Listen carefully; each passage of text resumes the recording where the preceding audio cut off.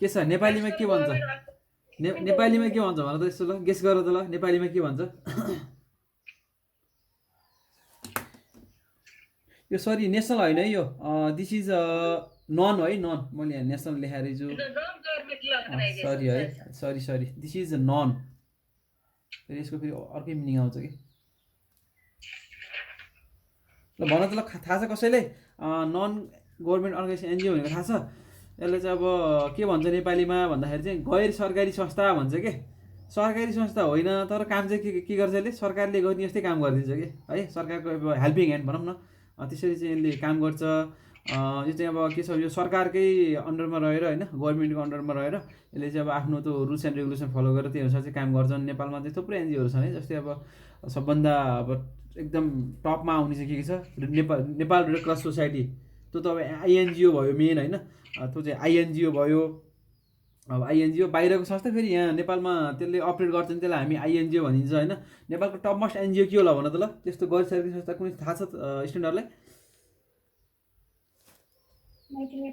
या very good मैले त्यही सोचिरहेको थिएँ है माइती नेपाल लगभग नेपालको one of the top most NGO working in the woman and child sector है यो महिला बेचबिखन र त्यसको चाहिँ रोकथामको लागि चाहिँ नेपालमा चाहिँ सबभन्दा धेरै काम गर्ने चाहिँ धेरै र सबभन्दा राम्रो काम गरेको माइती नेपाल त्यसको फाउन्डर को थाहा छ या अनुराधा कोइराला है she is the CNN hero of कति इयरको just she is one of the CNN hero from Nepal है सी हेज रेस्क्युड या कति 2012तिरको 13तिर कहिलेको चाहिँ CNN हिरो है सी इज अनि के छ भन्दाखेरि she has rescued more then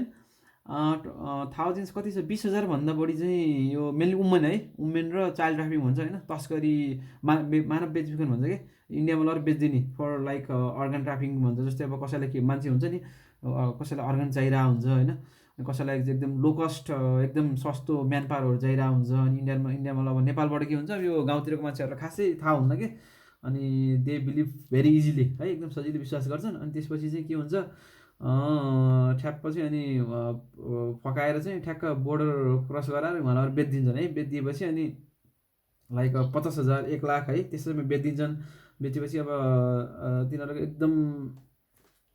very difficult life चाहिँ सुरु हुन्छ अब कसैले चाहिँ एकदम काम गर्नुपर्ने हुन्छ होइन त्यसपछि आएर चाहिँ अरू चाहिँ के हुन्छ भन्दाखेरि अर्गन ट्राफिकिङहरू कुरा आउँछ अर्गन ट्राफिकिङ जस्तै अब हुन्छ नि अब त्यहाँ ठुल्ठुलो मान्छे भनौँ न अब पेसेन्टहरूले चाहिँ किन्ने चाहिरहेको हुन्छ अनि त्यसपछि के छ यो बेचेको मान्छेहरूको चाहिँ अब यत्तिकै विथाउट देयर कन्सेन्ट तिनीहरूको मन्जुरी नाममा पनि के गरिदिने किडनीहरू निकालिदिने होइन यो अर्गनहरू निकाल्ने अर्गन ट्राफिकिङ भन्छ कि त्यसलाई होइन यो पनि के गर्छ यो उसमै आउँछ कि it's kind of human trafficking अन्तर्गतै पर्छ है त्यो छ ठिक छ ल अब हामी सुरु गर्छौँ है अब यो सबभन्दा पहिला चाहिँ के गर्नुपर्छ भन्दाखेरि चाहिँ अब वाट इज एनजिओ भन्दाखेरि चाहिँ it's a type of private organization है यो चाहिँ प्राइभेट अर्गनाइजेसन हो मान्छेले नै खोल्ने हो तर के छ सरकारी मातहत अन्तर्गत रहेर सरकारको रुल्स एन्ड रेगुलेसन अन्डरमा रहेर चाहिँ त्यसले चाहिँ आफ्नो यो आफ्नो इन्ट्रेस्टको कामहरू गर्ने है त्यसपछि यो वातावरण सम्बन्धी अब जे प्रब्लमहरू छ लगभग अलमोस्ट जति पनि प्रब्लमहरू छ कम्युनिटी कन्ट्री अथवा सोसाइटीमा त्यसलाई चाहिँ मिनिमाइज गर्ने चाहिँ मेन रोल चाहिँ एनजिओ हो त्यसको लागि नै एनजिओहरू चाहिँ बनाएको हुन्छ है अब एनजिओलाई चाहिँ अरू के नाम पनि भन्न सकिन्छ भोलिन्टियर सेक्टर है जस्तै अब यसलाई चाहिँ नन प्रफिट अर्गनाइजेसन भन्छ कि एनजिओले कहिले पनि खास बाई रुल चाहिँ पैसाको लागि चाहिँ काम गर्न पाउन्न है दे आर संस्थाहरू के हुन्छ भन्दाखेरि यिनीहरूले कहिले पनि प्रफिट लिनै पाउन्न अब आफ्नो यो संस्था चलाउने खर्च बाहेक अनि अब अलिअलि स्टाफहरूले स्यालेरी ब्याक यस्तोहरू हुन्छ नि यो यिनीहरूले चाहिँ के गर्छ यो फाइदाको लागि चाहिँ इट्स नट अ बिजनेस है यसरी चाहिँ यिनीहरूले चाहिँ प्रफिटको लागि चाहिँ काम गर्न पाउँदैन है अब अरू के नाम भनिन्छ अब भोलिन्टियरिङ काइन्ड अफ भोलिन्टियरिङ जब जस्तै हो कि जस्तै अब हामी कहिलेकाहीँ यो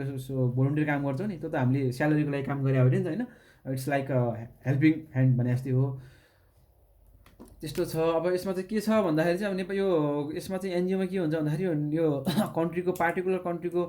नियममा चाहिँ रहेर चाहिँ बाँधिएर चाहिँ यो एनजिओहरू चाहिँ खोल्न पाइन्छ अथवा त्यसले काम गर्नुपर्ने हुन्छ है यसले चाहिँ अब यस्तो अब कार्यक्षेत्र हुन्छ कि अब एउटा जिल्लामा मात्रै काम गर्ने कि होल नेपालभरि नै काम गर्ने कि है त्यस्तो हुन्छ अनि के छ भन्दाखेरि चाहिँ अब यो चाहिँ सबै डोनेसनबाट चल्ने हो है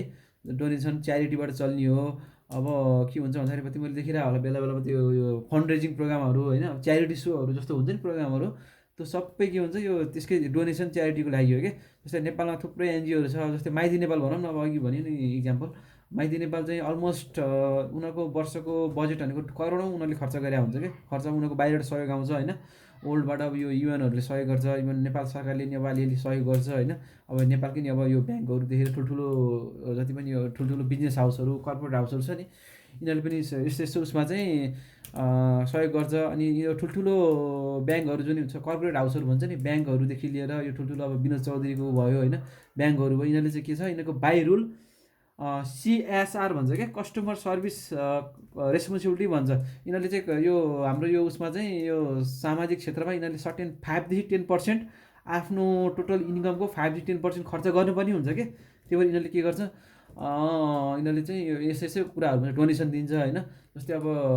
यो टिच फर नेपाल भन्ने छ, टिच फर नेपाल भन्ने संस्था भनेको अलमोस्ट चाहिँ यसले चाहिँ यो हाम्रो गाउँपालिकाहरूको स्कुलहरूमा चाहिँ यिनीहरूले चाहिँ एकदम राम्रो राम्रो, जस्तै अब हुन्छ नि एकदम पोटेन्सियल भएको एकदम राम्रो राम्रो टिचरहरू होइन, एकदम अब आफ्नो विषयमा चाहिँ अलमोस्ट फर्स्ट भएको अब होल्ड नेपाल टप भएको स्टुडेन्टहरूलाई चाहिँ यिनीहरूले ट्रेनिङ दिन्छ होइन। ट्रेनिङ दिएर के गर्छ,